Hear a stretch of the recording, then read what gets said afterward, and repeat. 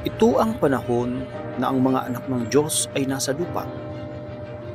Nagsipili sila ng mga naggagandahang anak ng tao sa lupa at kanilang naging mga asawa na kinalaunan ay nagsipagsilang ng mga higante. Naging maunlad at tanyag ang lungsod sa silangan na kanilang tinahanan.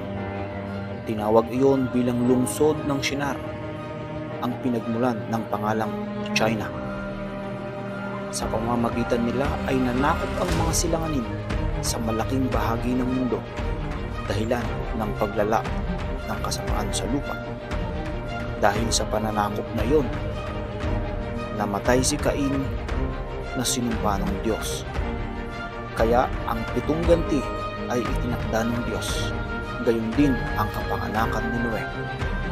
Palulubugin sa baha ang tanyag na lungsod na iyon kasama ang mga higante at ng mga mamamayan ngayon. I-click ang link at panoorin ang buong kwento.